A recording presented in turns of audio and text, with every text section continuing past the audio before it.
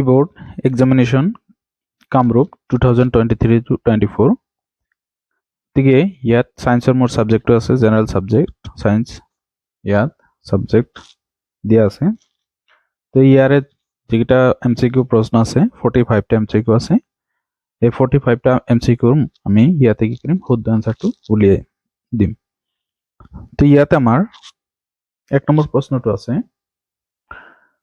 ইয়াত কোৱা হৈছে এটা বৈদ্যুতিক হিটাৰৰ দুই প্ৰান্তত বিভৱভেদ 60 ভোল্ট আৰু ই উৎসৰ পৰা 4 এম্পিয়াৰ প্ৰবাহ আহৰণ কৰে বিভৱভেদ 120 ভোল্টলৈ বঢ়ালে হিটাৰটোৱে কিমান প্ৰবাহ ল'ব গতিকে ইয়াৰ ভিতৰত যেহেতু 60 ভোল্ট থাকিলে আমাৰ 4 এম্পিয়াৰ লয় গতিকে 60 ডাবল হৈছে 120 গতিকে ডাবল হলে কি হ'ব ইটো এম্পিয়াৰো আমাৰ ডাবল হৈ যাব গতিকে ইয়াত কি হ'ব 8 এম্পিয়াৰ হ'ব আমাৰ ইয়াৰে 4 নম্বৰ ইয়াৰ ডি নম্বৰ অপচনটো আমাৰ শুদ্ধ হ'ব তো এটা আমি পালো তাৰ পিছৰ প্ৰশ্নটো আমাৰ ইয়াতে দিয়া আছে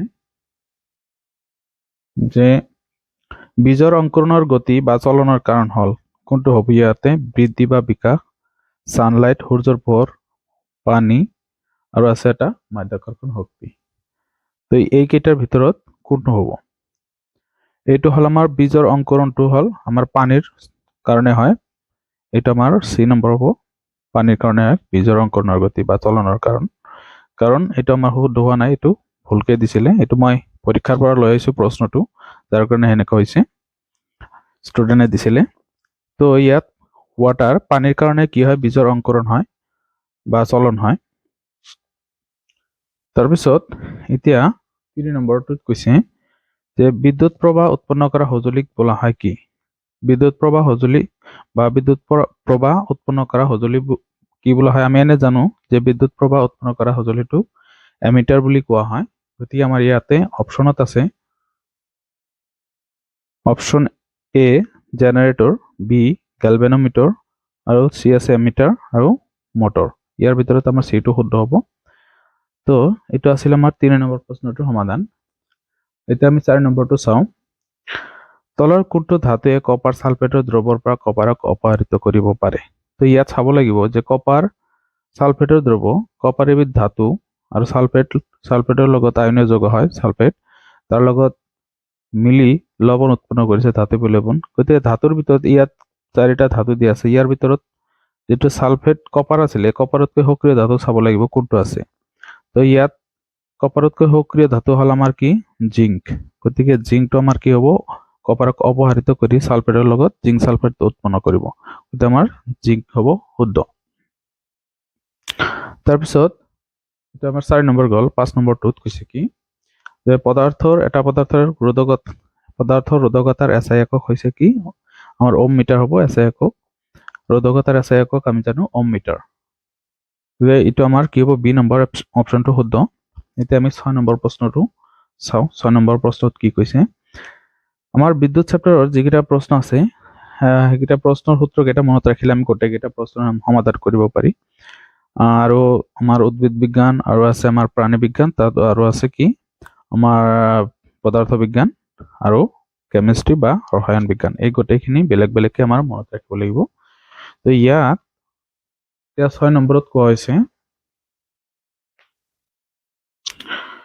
কোষ বিভাজনত উদ্দীপনা যোগান ধৰা উদ্ভিদৰ সঞ্জীৱনী পদাৰ্থবিধ হল কোষ বিভাজনত কোনটো সঞ্জীৱনী পদাৰ্থই আমাৰ ইয়াতে কি কৰে সহায় কৰে হেতু আমি প্ৰথমত দিয়া আছে অক্সিন সাইটোকাইনিন এপসাইচিক এসিড জিবাৰলিন এইকেইটাৰ ভিতৰত আমাৰ প্ৰত্যেকৰে কাম তোমালোকৰ মনত ৰাখিব লাগিব এইটো আমাৰ হেৰি 7 নম্বৰ চেপ্টাৰত আছে যেটো আমাৰ নিয়ন্ত্ৰণ আৰু সমন্বয় এই চেপ্টাৰটোৰ শেষৰ ফালে চালে তোমালোকে পাবা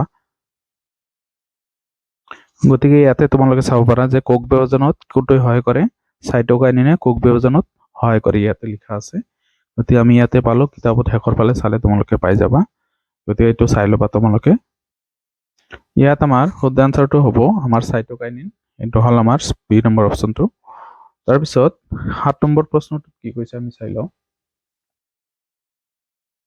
তো ইয়াতে 7 নম্বৰ প্ৰশ্নটোত কোৱা হৈছে যে তলৰ কোনটো নৱীকৰণযোগ্য শক্তিৰ উৎস নহয় এটো সূৰ্য জীৱাশ্ম ইন্ধন বায়ু আৰু পানী তো এইকেইটা পানী আমি কি কৰিব পাৰি নৱীকৰণযোগ্য কৰিব পাৰি বায়ু কৰিব পাৰি সূৰ্যৰ পোহৰ আমি শক্তি ট্ৰান্সফাৰ কৰিব পাৰি আৰু জীৱাশ্ম ইন্ধন একবাৰ পুৰিলে এই জীৱাশ্ম ইন্ধন আমি আকৌ ঘূৰাই আনিব নোৱাৰো গতিকে ফসিল ফুয়েল যেটো আছে বা জীৱাশ্ম ইন্ধন এইটো হ'ব আমাৰ যে তলৰ অনৱীকৰণযোগ্য সম্পদ হ'ব এইটো গতিকে এইটো কি শক্তিৰ উৎস অনৱীকৰণযোগ্য আমাৰ বি নম্বৰ অপচনটো শুদ্ধ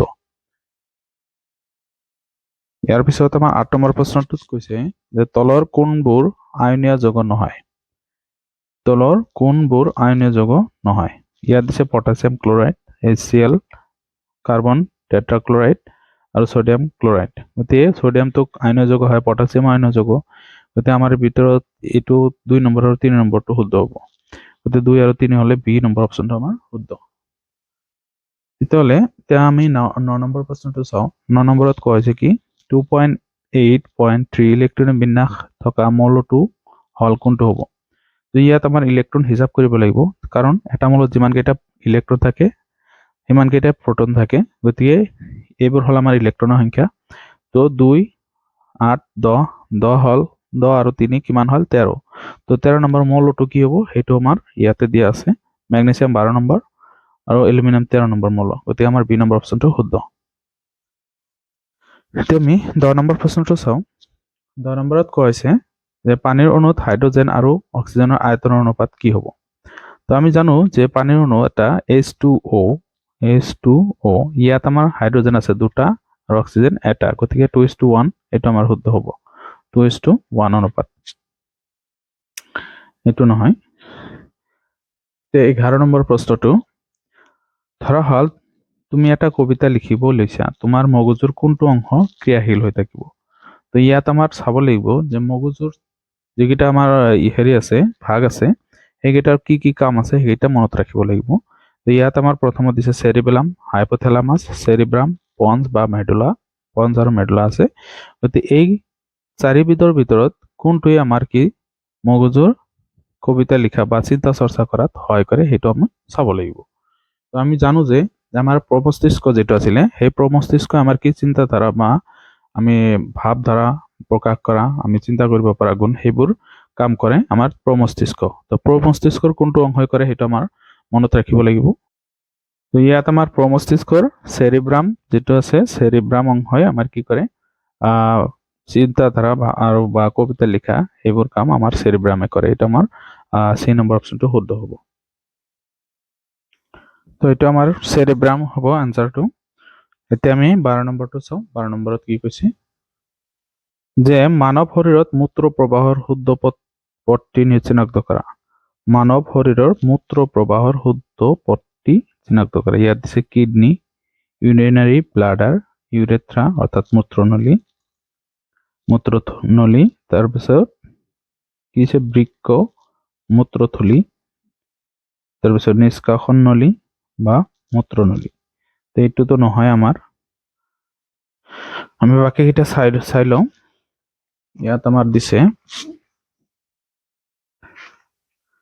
মূত্ৰথলি মূত্ৰনলী তাৰপিছত মূত্ৰ নিষ্কাশন নলী বৃক্ক তো এইটো নহয় আমাৰ কি হয় প্ৰথমত বৃক্ক তাৰপিছত মূত্ৰনলীয়ে দি আমি মূত্ৰথলিত পৰে তাৰপিছত মূত্ৰ নিষ্কাশন নলীয়ে দি ওলাই যায় গতিকে আমাৰ সি নম্বৰ অপচনটো শুদ্ধ হ'ব তো বৃক্ক মূত্ৰথলি মূত্ৰ নিষ্কাশন নলী মূত্ৰথলি এতেও আমাৰ শুদ্ধ নহয় এই সিৰিজটো আমাৰ সি নম্বৰ যেটো আছে সেইটো আমাৰ শুদ্ধ হ'ব তাৰপিছত আমাৰ 13 নম্বৰ প্ৰশ্নটো যেটো আছে তো 13 নম্বৰত কোৱা হৈছে ইয়াতে যৌগ ক্যালসিয়াম অক্সিক্লোৰাইড ক্লোৰাইডৰ সাধাৰণ নামটো কি তো ইয়াত আমাৰ কি হ'ব ব্লিচিং পাউডাৰ বেকিং সোডা কাপোৰ ধোৱা সোডা হিথিলিত চূণ তো এইকেইটাৰ ভিতৰত কোনটো আমাৰ শুদ্ধ হ'ব এইটো তোমালোকে কিতাপ চাই কৰিব পাৰিবা এটা আমাৰ আমি এইটো ইয়াৰ ভিতৰত আমাৰ চাৰিটাৰ ভিতৰত যেটো আছে আমাৰ ব্লিচিং পাউডাৰ এটা আমাৰ শুদ্ধ আনসাৰ গতিকে আমাৰ এ নম্বৰ অপচনটো শুদ্ধ হ'ব তাৰপিছত 14 নম্বৰ প্ৰশ্নটোত কৈছে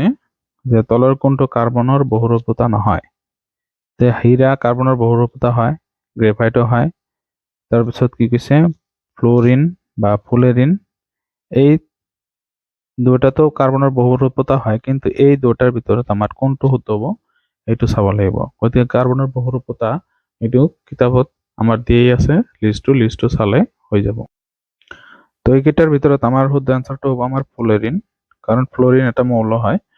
তাৰপিছত আমাৰ 15 নম্বৰ প্ৰশ্ন, লেন্স এখনৰ ক্ষমতা 1 ডায়োপ্টাৰ, ইয়াৰ প্ৰকাশদৈৰ্ঘ্য হ'ব কোনটো? যদি ক্ষমতা 1 ডায়োপ্টাৰ দিয়া আছে তে লেন্সৰ ক্ষমতাৰ সূত্ৰ আমাৰ মনত ৰাখিব লাগিব। লেন্সৰ ক্ষমতাৰ সূত্ৰ মনত ৰাখিলে আমি ক'ব পাৰিম যে ইয়াত কি আছে, আমাৰ 1 ডায়োপ্টাৰ ফকাস কি আছে, ক্ষমতা আছে, গতিকে ইয়াৰ ফকাসদৈৰ্ঘ্য কিমান হ'ব এটা আমাৰ চাব লাগে।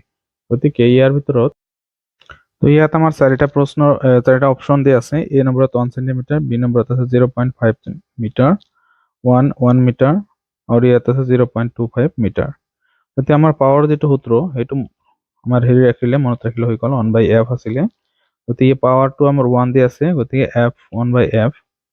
গতিকে f ৰ মান আমি কি পাম? f ৰ মান 1 মিটাৰ পাম আমি। গতিকে আমাৰ শুদ্ধ আনসাৰটো আমাৰ হ'ব সি নম্বৰ অপশনটো আমাৰ শুদ্ধ হ'ব। গতিকে এটা আমি 16 নম্বৰ প্ৰশ্নটো চাওঁ। মানুহৰ যোজন কোষত থকা লিংগ নিৰ্ণায়ক ক্ৰমজমৰ সংখ্যা হ'ল কি 1 জোৰ, 2 জোৰ, 3 জোৰ, 4 জোৰ। গতিকে ইয়াত আমাৰ কি হ'ব 2 জোৰ, কিয়নো মানুহৰ লিংগ নিৰ্ধাৰণ কৰা যে মানুহৰ যোজন কোষত থকা অৰ্থাৎ যোজন কোষত থকা লিংগ নিৰ্ণায়ক ক্ৰমজমৰ সংখ্যা কেইটা থাকে? লিংগ নিৰ্ণায়ক, গতিকে ইয়াত 2 জোৰ নহ'ব, 1 জোৰ হ'ব, কাৰণ যোজন কোষত এটা এটাকে লিংগ ক্ৰমজম আহে। গতিকে আমাৰ দুটাৰ কি আহিব, এটা এটাকে আহিব এক্স আৰু ৱাই, বা এক্স এক্স পুৰুষৰ পৰা কি আহে, এক্স পুৰুষৰ ক্ষেত্ৰত কি থাকে, এক্স ৱাই থাকে, আৰু মহিলাৰ ক্ষেত্ৰত এক্স এক্স ক্ৰমজম থাকে। গতিকে এটা এটাকে আহিলে কি হ'ব, এক্স আৰু এক্স এক্স আহিলে দুটাৰ পৰা এক্স এক্স হ'ব, আৰু এক্স পুৰুষৰ পৰা ৱাই গ'লে আৰু মহিলাৰ পৰা এক্স আহিলে এক্স ৱাই হ'ব। গতিকে দুটা থাকিব, তাৰ মানে এজোৰ থাকিব। গতিকে এইটো আমাৰ কি হ'ব, আমাৰ এইটো কেনচেল হ'ব। এতিয়া আমি কি কৰিম, এতিয়া আমি 2 নম্বৰ কি আছিলে 17 নম্বৰ প্ৰশ্নটো চাওঁ। 17 নম্বৰ প্ৰশ্নটোত কোৱা হৈছে চৰ্দাৰ সৰোবৰ বান্ধ কোনখন নদীৰ ওপৰত অৱস্থিত? গতিকে ইয়াত আমাৰ এ অপশন দিছে গংগা, 2 নম্বৰ বি কি দিছে শতদ্ৰু বা সুতলেজ বুলি কোৱা হয়, আৰু এটা আছে নৰ্মদা, ব্ৰহ্মপুত্ৰ। গতিকে ইয়াৰ ভিতৰত আমাৰ চি নম্বৰ অপশনটো শুদ্ধ, নৰ্মদা হ'ব। তাৰপিছত আমাৰ 18 নম্বৰ প্ৰশ্নটো হৈছে তলৰ সন্তুলিত বিক্ৰিয়াটোত এক্স, ৱাই আৰু জেড চিনাক্ত কৰা। ইয়াত এটা হেৰি দিছে, আমাৰ সমীকৰণ দিছে,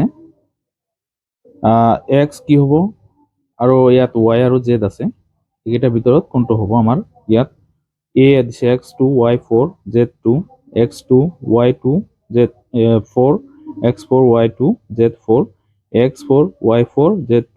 গতিকে ইয়াৰ ভিতৰত আমাৰ বি নম্বৰ অপশনটো শুদ্ধ, কিয়নো ইয়াত আমাৰ চাব লাগিব যে ইয়াত যদি আমি কি দিওঁ, 2 দিওঁ, ইয়াত x ৰ মান 2 আছে, 2 দিলে ইয়াত কি হয়, আমাৰ দুটা কি হয়, এইটো হয় আমাৰ লেড। তাৰপিছত ইয়াত y ৰ ঠাইত 2 আছে, গতিকে ইয়াতো লেড দুটা হ'ব। এতিয়া অক্সিজেন যদি আমি হিসাব কৰিব যাওঁ, ইয়াত 2, ইয়াত কি আছে 2 দুগুণে 4, তো এইখিনি আমাৰ কি আছে 4 3 গুণ 12, অক্সিজেন 12টা হয়, আৰু ইয়াত কি হয় 4টা নাইট্ৰজেন হয়। তো ইয়াত অক্সিজেন কেইটা আছে, ইয়াত 2 দিলে অক্সিজেন দুটা হ'ব, আৰু ইয়াত কি হল জেডৰ মান আমি যদি 4 দিওঁ, 4 দুগুণে 8টা অক্সিজেন হ'ব। গতিকে ইয়াত 2টা আৰু 8টা 10টা আৰু 2টা কিমান হল 12টা, গতিকে আমাৰ অক্সিজেন মিলি যায়। তাৰপিছত কি নাইট্ৰজেন ইয়াত যদি আমি জেডৰ মান 4 দিওঁ, 4টা নাইট্ৰজেন, আৰু ইয়াতে কি আছে 4 হ'ব, 2 দুগুণে 4 আছিলে, গতিকে 4টা নাইট্ৰজেন আছিলে, ইয়াতো 4টা নাইট্ৰজেন হৈ যাব। তাৰপিছত আমি এতিয়া বি নম্বৰ অপশনটো শুদ্ধ পালো। এতিয়া আমি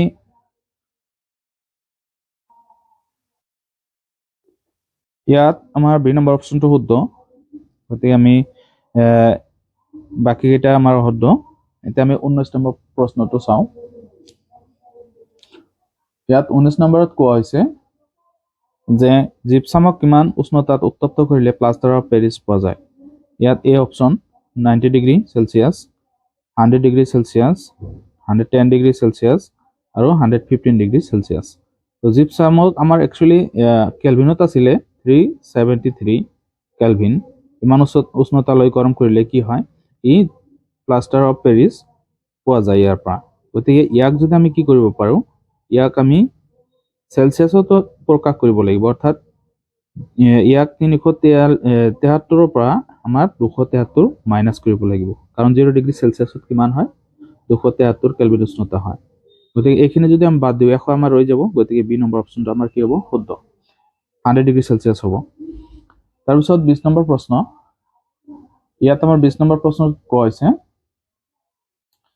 যে x 2.4 y 2.7 আৰু z 2.1 দা ফৰ্মেশ্যন কি কৈছে x y আৰু z তিনিটা মৌল ইলেক্ট্ৰনৰ বিন্যাস ক্ৰমে দিয়া আছে, x ৰ 2.4 y 2.7 আৰু z 2.1 ইহঁতৰ মাজত গঠন হোৱা আয়নীয় যৌগটোৰ সংকেত কি হ'ব। ইয়াত আমাৰ আয়নীয় যৌগ কি হয় যে ই আমাৰ যেটো y আছে কি 2.7 আৰু এই মৌলটো আমাৰ কি হ'ব 9 নম্বৰ মৌল হ'ব। 9 নম্বৰ মৌল হলে কিমান হ'ব ফ্লোৰিন হ'ব আমাৰ। তাৰপিছত এইটো আমাৰ 2.1 হলে আমাৰ কি হ'ব হিলিয়াম লিথিয়াম হ'ব, হাইড্ৰোজেন হিলিয়াম লিথিয়াম। গতিকে এই দুটা মৌল হ'ব। গতিকে আমি দুটা মৌলৰ কথা বাদ দিছো, ইয়াত ই এটা ইলেক্ট্ৰন বাহিৰত আছে, ইয়াৰ এটা দৰকাৰ হৈ আছে, 8টা পুৰা হ'বলৈ ইয়াৰ এটা দৰকাৰ। এই এটা ইয়াক দিলে কি হ'ব ইয়াৰ পৰিপূৰ্ণ খলটো পুৰা হৈ যাব, কক্ষপথটো পুৰা হৈ যাব। গতিকে ইয়াত আমাৰ দুয়োৰে এক যোজতা, ইয়াৰো এক যোজতা, ইয়াৰো এক যোজতা। গতিকে আমাৰ ইয়াত কি হ'ব আমাৰ বি নম্বৰ অপশ্যনটো শুদ্ধ হ'ব, কাৰণ ইয়াতে আমাৰ যোজতা এক হলে এক লিখিব নালাগে। তাৰপিছত এতিয়া আমি 21 নম্বৰ প্ৰশ্নটোলৈ যাওঁ। তো 21 নম্বৰ প্ৰশ্নত কোৱা হৈছে যে তলৰ কোনটো বিউটেনৰ গঠন সমযোগী। তো ইয়াত আমাৰ বিউটেনৰ গঠন, বিউটেন মানে 4টা কাৰ্বন থাকিব লাগিব। এইটো যেটো আমাৰ গঠন দিছে এইফালৰ পৰা হিসাব কৰিব পাৰো, কিন্তু এইটো আমাৰ সিধা হিসাব কৰিলে 1 নম্বৰ কাৰ্বনত আমাৰ এনেকে হেৰি নাথাকে, আমাৰ এনেকে দিব নোৱাৰি, কাৰণ এইটো আমি এনেকে নিলিখি আমি সিধাই লিখিব পাৰিলো হয়, কাৰ্বন কাৰ্বন কাৰ্বন এনেকে সিধাই লিখিব পাৰিলো হয়। তাৰ কাৰণে আমি প্ৰান্তত দিব নালাগে, প্ৰান্তত এটা কাৰ্বন এনেকে দিব নোৱাৰি, শাখা শৃংখল বনাব নোৱাৰি। তাৰপিছত ইয়াৰ পিছত আমাৰ বি নম্বৰটোত আছে কি 3টা কাৰ্বন দিছে ইয়াতে আৰু এটা কাৰ্বন ইয়াতে আছে। গতিকে এইটো আমাৰ ঠিকই আছে, এইটো আমাৰ কি আছে 3টা কাৰ্বন আছে, 4টা কাৰ্বন আছে, গতিকে বিউটেন হ'ব। আৰু বিউটেন হলে আমাৰ যেহেতু এলকেন ইয়াত দ্বিমানদিনীয় নাই, গতিকে ইয়াত আমাৰ হাইড্ৰোজেনৰ সংখ্যা কি হ'ব লাগিব, যেটো আমাৰ গঠন প্ৰণালী আছিলে টুৱাইচ এন এইচ কি আছিলে C2H2SN +2, এইটো আছিলে আমাৰ বিউটেনৰ কি আমাৰ প্ৰপেনৰ গঠন, এলকেনৰ গঠন সৰি বিউটেনৰ। তো ইয়াত যদি আমি বহাই দিওঁ তেতিয়া এইটো আমাৰ হ'ব বি নম্বৰটো আমাৰ শুদ্ধ আনসাৰ, কাৰণ এইটো আমাৰ কাৰ্বন কেইটা আছে 4টা, CnH2SN, এইটো Cn হ'ব। তো এনৰ সংখ্যা কিমান হয় 4 আৰু H2 into 2 কি হয় n হল 4 + 2, গতিকে ইয়াত কি হ'ব C4 2 4 গুণ 8 2 10, গতিকে H10, গতিকে কাৰ্বন 4টা হাইড্ৰোজেন 10টা, ইয়াত কি আছে 3টা 6টা 8টা 9টা 10টা। গতিকে এইটো আমি মাজৰ কাৰ্বনৰ লগত এইটো আমি কাৰ্বন এটা ৰাখিব পাৰি, এইটো আমাৰ শুদ্ধ হয়। কাৰণ ইয়াত আকৌ কি দি আছে সি নম্বৰত, ইয়াত 3টা ইয়াত 3টা 6টা আৰু 2টা 8টা হলেতো নহব, আৰু ইয়াত কাৰ্বন আছে 3টা, এইটো প্ৰপেন হয়, যে মিথেন ইথেন প্ৰপেনটো নহয়, আমাৰ বিউটেনৰ কথা কৈছে। তাৰপিছতটোত কি আছে কাৰ্বন আছে আমাৰ কেইটা 5টা হলেতো নহবয়ে এনেও, তো এইটো নহয় আমাৰ, গতিকে আমাৰ বি নম্বৰ অপশ্যনটো শুদ্ধ। এতিয়া আমি 22 নম্বৰ প্ৰশ্নটো চাওঁ। 22 নম্বৰ প্ৰশ্নটোত কৈছে কি পানীৰ সহায়ত এটিপি অণুত থকা ফসফেট অণু ওলাই গলে যি পৰিমাণৰ শক্তি উৎপন্ন হয় তাৰ পৰিমাণ হৈছে কিমান। পানীৰ সহায়ত এটিপি অণু ভাঙা হয়, আমাৰ কোষত এটিপি অণু ভাঙে, ফসফেট অণু ওলাই গলে যি পৰিমাণৰ শক্তি উৎপন্ন হয় তাৰ পৰিমাণ কিমান। গতিকে ইয়াত আমাৰ অপশ্যন দি আছে 30 কিলোজুল পাৰ মল আৰু 30.5 কিলোজুল পাৰ মল, 31 কিলোজুল পাৰ মল, 30.6 কিলোজুল পাৰ মল। গতিকে এই 4টাৰ ভিতৰত আমাৰ বি2 শুদ্ধ। তাৰপিছত এতিয়া আমি 23 নম্বৰটোত চাওঁ। 23 নম্বৰ প্ৰশ্নটোত কোৱা হৈছে যে ধাতৱ দ্যুতি সম্পূৰ্ণ অধাতুবিধ হৈছে কি, সালফাৰ অক্সিজেন নাইট্ৰজেন আয়োডিন। তো এই গোটেইকেইটাৰ ভিতৰত আমাৰ আয়োডিনটো শুদ্ধ। আয়োডিন কি এটা অধাতু হয় আৰু ইয়াৰ কি ধাতৱ দ্যুতি গুণ সম্পন্ন, অৰ্থাৎ এই চিকমিকনি ইয়াত পোহৰ পৰিলে কি হয় চিকমিকা। এতিয়া আমি 24 নম্বৰ প্ৰশ্নটো চাওঁ। 24 নম্বৰ প্ৰশ্নত কোৱা হৈছে আম্লিক অক্সাইডবিধ হৈছে যে সোডিয়াম। ধাতৱ অক্সাইডবোৰ সাধাৰণতে কি হয়, ধাতৱ অক্সাইডবোৰ সাধাৰণতে ক্ষাৰকীয় হয়, এইটো এটা ধাতু হয় সোডিয়াম, এইটো ক্ষাৰকীয় হ'ব। আৰু এলুমিনিয়াম এটা ধাতু হয়, এইটো ক্ষাৰকীয় হ'ব। আৰু কাৰ্বন মনোক্সাইড আৰু কাৰ্বন ডাই অক্সাইড এই দুটাও অধাতু, গতিকে এই দুটাৰ ভিতৰত কাৰ্বন মনোঅক্সাইডটো হ'ল নিউট্ৰেল, আম্লিক নহয়, এইটো আম্লিকো নহয়, ক্ষাৰকীয়ও নহয়। গতিকে এইটো নহয় আমাৰ কাৰ্বন ডাই অক্সাইডটো হয় আম্লিক অক্সাইড। ইয়াৰ পিছত আমি 25 নম্বৰ প্ৰশ্নটো চাওঁ। 25 নম্বৰ প্ৰশ্নত এটা চিত্ৰ দিয়া আছে নিউৰনৰ, অৰ্থাৎ এইটো হ'ল আমাৰ কি নিউৰনৰ চিত্ৰ, স্নায়ু কোষ। ইয়াত আমাৰ এইটো স্নায়ু প্ৰান্ত বুলি কয় বা সাইনেপছ বুলিও কয়। এইটো হ'ল আমাৰ এক্সন, এইটো হ'ল আমাৰ দেহ কোষ, এইটো হ'ল আমাৰ ডেনড্ৰাইট। গতিকে এইকেইটাৰ ভিতৰত আমাৰ মিল থাকিব লাগিব। 1 নম্বৰত কি আছে সাইনেপছ, তো ইয়াত আমাৰ সাইনেপছ আছে। 2 নম্বৰত কি আছে এক্সন, এক্সনটো ইয়াত নাই, 2 নম্বৰ এইটো নহ'ব। গতিকে বি নম্বৰ অপশ্যনটো আমি চাওঁ যে 1 নম্বৰত আছে কি আমাৰ 1 নম্বৰত আছে সাইনেপছ। তো ইয়াত ইয়াত তোমাৰ ভুল হৈছে যে 1 নম্বৰত সাইনেপছ আছে, ঠিকই আছে 1 নম্বৰত, আৰু 2 নম্বৰত এক্সন।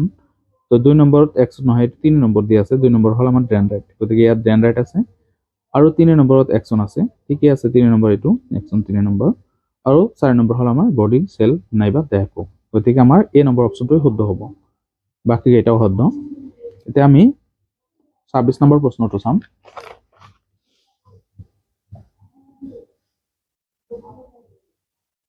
তো 26 নম্বৰ প্ৰশ্নটোত কৈছে কি যে প্ৰপেনৰ অণুত এটাত কেইটা কি কৈছে 10টা কোভেলেন্ট বন্ড, অৰ্থাৎ 10টা সহযোগী বান্ধনী থাকে, 9টা সহযোগী বান্ধনী থাকে, 8টা সহযোগী বান্ধনী থাকে, 11টা সহযোগী বান্ধনী থাকে। তো এটা আমাৰ চাব লাগিব যে প্ৰপেনৰ গঠন কেনেকুৱা। প্ৰপেন হলে কেইটা কাৰ্বন থাকিব, 3টা। গতিকে 3টা কাৰ্বন হলে 3টা ইয়াত হাইড্ৰোজেন আমি দিব লাগিব, যে hydrogen hydrogen hydrogen hydrogen hydrogen. তো 1টা 2টা 3টা 4টা 5টা 6টা 7টা 8টা 9টা 10টা। গতিকে এই নম্বৰ অপশ্যনটো আমাৰ শুদ্ধ। 10টা কি থাকিব, সহযোগী বান্ধনী থাকিব। তাৰপিছত এতিয়া আমি 27 নম্বৰ প্ৰশ্নটো চাওঁ। 27 নম্বৰত কৈছে কি স্পষ্ট দৃষ্টিৰ ন্যূনতম দূৰত্ব হৈছে কিমান। এইটো আমাৰ বাৰেবৰণীয় পৃথিৱী, আমাৰ চকু আৰু বাৰেবৰণীয় পৃথিৱী এই চেপ্টাৰটোত আছে। গতিকে এইটো আমাৰ 25 চেণ্টিমিটাৰ সকলোৱে জানে, আমাৰ বাকী কেইটা অপশ্যন চাবই নালাগে। এতিয়া আমি 28 নম্বৰ প্ৰশ্নটো, যে হৰপিল হেলায়াৰ প্ৰজনন প্ৰক্ৰিয়াটো হ'ল কোনটো, যে ৰিজেনাৰেশ্যন বা পুনৰুজ্জীৱন, ফ্ৰেগমেণ্টেশ্যন, বিভংগন, বাৰ্ডিং, মুকুলোদ্গম, আৰু ফিউজন বিভাজন। অৰ্থাৎ এই 4টাৰ ভিতৰত শুদ্ধ আনসাৰটো হ'ল আমাৰ ভি নম্বৰ অপশ্যনটো শুদ্ধ, বিভংগন। তো এতিয়া 29 নম্বৰ প্ৰশ্নটো হৈছে যে দাবী কৰিছে এ আৰু যুক্তি হ'ল, এ হ'ল দাবী আৰু আৰ হ'ল যুক্তি, মাজত সঠিক সম্বন্ধ দেখুওৱা বিকল্প বাছি উলিওৱা। ইয়াত আমাৰ দুটা দাবী আৰু যুক্তি দিছে, তো এটা আমি চাই লওঁ। প্ৰথমত ইয়াত দাবীয়ে কৈছে যে পৌষ্টিক স্তৰৰ ওপৰৰ ফালে থকা জীৱসমূহৰ গাত ক্ষতিকাৰক পদাৰ্থসমূহ অধিক পৰিমাণে জমা হয়, আৰু যুক্তি দিছে খাদ্য শৃংখল 3 বা 4 পৌষ্টিক স্তৰৰ ওপৰলৈ পোৱা নাযায়। তো এটা আমাৰ বুজিব লাগিব, আমাৰ কিতাপৰ চাব লাগিব, কিতাপত আমাৰ যিটো চেপ্টাৰ আছে খাদ্য শৃংখল তাতে। তো ইয়াত আমাৰ কি, এইটো আমাৰ শুদ্ধ, এইটো আমাৰ ঠিকেই কৈছে, যুক্তিটো আমাৰ হেৰি হোৱা নাই। আমাৰ এইটো ইয়াৰ ভিতৰত এ নম্বৰত কৈছে কি এ আৰু আৰ দুয়োটাই শুদ্ধ, আৰু আৰ হৈছে এৰ শুদ্ধ ব্যাখ্যা। তো এ বি নম্বৰত হৈছে এ আৰু আৰ দুয়োটাই শুদ্ধ বুলি কৈছে, যদিও আৰ এৰ শুদ্ধ ব্যাখ্যা কৰা নাই, কাৰণ শুদ্ধ কাৰণ ব্যাখ্যা কৰা নাই। তো আমাৰ বি নম্বৰ অপশ্যনটো ইয়াত শুদ্ধ হ'ব। আমাৰ এ আৰু আৰ দুয়োটাই শুদ্ধ, কিন্তু আৰ এৰ শুদ্ধ ব্যাখ্যা কৰা নাই, এইখিনি আমাৰ ভুল ব্যাখ্যা কৰিছে। ইয়াত 3-5 হ'ব লাগিছিল, কিন্তু আমাৰ ইয়াত 3-4 দিছে। তাৰপিছত আমাৰ 30 নম্বৰ কুৱেশ্যন, তলৰ কোনটো ৰাশিয়ে বৈদ্যুতিক ক্ষমতা নিৰ্দেশ নকৰে। ইয়াত আমাৰ কি কৰিছে ভি হাই, এইটো হ'ল বৈদ্যুতিক ক্ষমতাৰ সূত্ৰ। তাৰপিছত আমাৰ ভি স্কোৱাৰ আৰ, যিটো আমাৰ পি ইজিকেল টু ভি আই আছিলে, এইটোত যদি আমি মান ভৰাই দিওঁ, ভিৰ মান হ'ল আমাৰ কি আছিলে আই আৰ, গতিকে আই আৰ হ'লে আই স্কোৱাৰ আৰ হয়। তো এইটো আমাৰ ইয়াতে আই স্কোৱাৰ আৰ, এইটো নহ'ব, তাৰপিছত এইটো নহ'ব। তাৰপিছত এই সূত্ৰত যদি আমি আইৰ মান বহাই দিওঁ, আই হ'ল আমাৰ ভি বাই আৰ, আইৰ মান হ'ল আমাৰ ভি বাই আৰ, তেতিয়াহ'লে আমি যদি ইয়াত আইৰ মান বহাই দিওঁ আই ভি বাই আৰ, গতিকে ইয়াত ভি স্কোৱাৰ বাই আৰ হ'ব। তো এইটো শুদ্ধ নহ'ব, গতিকে আমাৰ এ নম্বৰ অপশ্যনটো শুদ্ধ। এইটো আমাৰ কি বৈদ্যুতিক ক্ষমতা নিৰ্দেশ নকৰে। গতিকে এই অপশ্যনটো শুদ্ধ।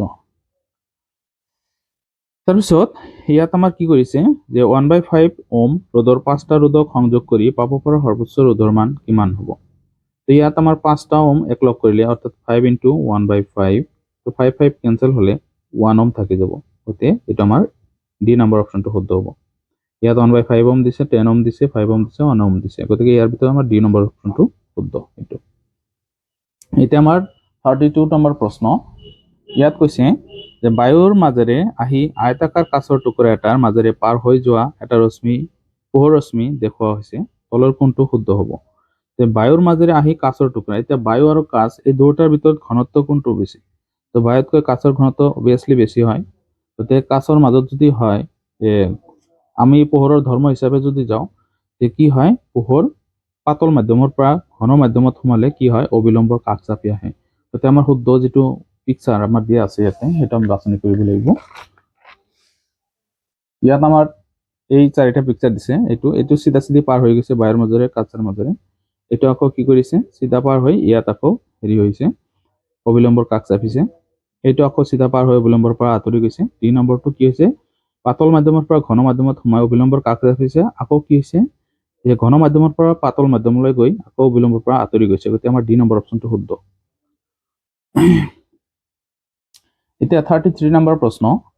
ভাৰতবৰ্ষত কোন চনত পৰিৱেশ সংৰক্ষণ আইন বলবৎ কৰা হৈছিল? তো ইয়াত দিছে 1985, 1986, 1975, 1976। এই 4টাৰ ভিতৰত আমাৰ বি নম্বৰ অপশ্যনটো শুদ্ধ, 1986। তাৰপিছত 34, বায়ুমণ্ডলৰ উচ্চ স্তৰত ওজন গেছে বাধা দিয়ে কোনটো? যে অতি বেঙুনীয়া ৰশ্মি, অৱলোহিত ৰশ্মি, দৃশ্যমান পোহৰ, ৰঞ্জন ৰশ্মি। গতিকে ইয়াত আমাৰ কি হ'ব, আমাৰ এ নম্বৰ অপশ্যনটো শুদ্ধ। অতি বেঙুনীয়া ৰশ্মি ওজন স্তৰে কি কৰে, বাধা দিয়ে। কাৰণ অতি বেঙুনীয়া ৰশ্মি আমাৰ পৃথিৱীত আহিলে আমাৰ বহুতো বেমাৰ আজাৰৰ হোৱাৰ আশংকা আছে। তাৰপিছত ইয়াত আমাৰ 35 নম্বৰ, সৌৰ কোষ প্ৰস্তুতকৰণত ব্যৱহাৰ হোৱা ধাতুবিধ হ'ল এলুমিনিয়াম, লিথিয়াম, সিলিকন, ৰূপ। এই 4টাৰ ভিতৰত আমাৰ সিলিকন হ'ব আমাৰ শুদ্ধ এনসাৰ। সিলিকন কি কৰা হয়, সৌৰ সেল অৰ্থাৎ সোলাৰ সেল প্ৰস্তুত কৰাৰ কাৰণে ব্যবহাৰ কৰা হয় সৌৰ কোষ। এটা আমাৰ 36 নম্বৰ প্ৰশ্ন। মেন্ডেলৰ দ্বি সংকৰণ অনুপাতটো কি? 1:1, 3:1, 9:1:1:1, 9:3:3:1। গতিকে ইয়াৰ ভিতৰত এই 4টা অপশ্যন দিয়া আছে। ইয়াৰ ভিতৰত আমাৰ ডি নম্বৰ অপশ্যনটো শুদ্ধ। এতিয়া আমি 37 কুৱেশ্যনটো চাওঁ। 37 নম্বৰ কুৱেশ্যনত কৈছে বিবৰ্ধনৰ মানৰ আগত ঋণাত্মক চিহ্নই প্ৰতিবিম্বটো বুজায়। ৰিয়েল ইমেজ ইনভাৰ্টেড, অৰ্থাৎ ইয়াত দিয়া আছে সৎ প্ৰতিবিম্ব উলোটা, অসৎ প্ৰতিবিম্ব থিয়, সৎ প্ৰতিবিম্ব থিয়, অসৎ প্ৰতিবিম্ব উলোটা। গতিকে ইয়াৰ ভিতৰত আমাৰ কি হ'ব, সৎ প্ৰতিবিম্ব হ'ব উলোটা হ'ব। মাইনাছ চিন থাকিলে আমি সৎ বুলি ভাবিব লাগিব আৰু কি হ'ব, উলোটা হ'ব, ইনভাৰ্টেড হ'ব। গতিকে আমাৰ এই অপশ্যনটো শুদ্ধ। তাৰপিছত আমাৰ 38 নম্বৰ কুৱেশ্যন। চকুৰ কোনবিধ অংশৰ ক্ৰিয়াৰ বাবে চকুৰ লেন্সৰ ফকাস দৈৰ্ঘ্যৰ পৰিৱৰ্তন হয়? গতিকে ইয়াৰ পিউপিল চকুৰ মণি, অক্ষিপট, চিলিয়াৰী পেশী, চকুৰ পতা। গতিকে ইয়াৰ ভিতৰত আমাৰ ৰেটিনা হ'ব অৰ্থাৎ অক্ষিপট। তাৰপিছত 39 নম্বৰ প্ৰশ্ন। তলৰ কোনটো বৃহৎ নদীবন্দৰ সমস্যা নহয়? এইটো ছ'চিয়েল প্ৰব্লেম অৰ্থাৎ সামাজিক সমস্যাও হয়, অৰ্থনৈতিক সমস্যাও হয়, পৰিৱেশৰ সমস্যাও হয় নদীবন্দৰ এইটো, কিন্তু ধৰ্মীয় সমস্যা নহয়। এইটো আমাৰ ডি নম্বৰ অপশ্যনটো শুদ্ধ। এতিয়া মানৱ ভ্ৰূণত 44 নম্বৰ প্ৰশ্নটো হৈছে মানৱ ভ্ৰূণটোৱে মাতৃদেশৰ পৰা পুষ্টি লাভ কৰে কিহৰ জৰিয়তে? প্লাচেণ্টা অৰ্থাৎ ভিলাই, জৰায়ু, গৰ্ভাশয়। এই গোটেইকেইটাৰ ভিতৰত ভিলাইটো আমাৰ কি থাকে, আমাৰ যিবিলাক খাদ্যনলী অৰ্থাৎ আমাৰ লাৰ্জ ইণ্টেষ্টাইন, স্মল ইণ্টেষ্টাইন যিবিলাক আছে সেই তাতে থাকে। জৰায়ুটো বেলেগ, গৰ্ভাশয়টো বেলেগ। গতিকে প্লেচেণ্টা আমাৰ শুদ্ধ এনসাৰ। প্লেচেণ্টাৰ জৰিয়তে কি হয়, মাতৃগৰ্ভত সন্তানে তাৰ জৰিয়তে পুষ্টি লাভ কৰে। গতিকে এইটো আমাৰ এ নম্বৰ অপশ্যনটো শুদ্ধ। এতিয়া আমি 41 নম্বৰ প্ৰশ্নটো চাওঁ।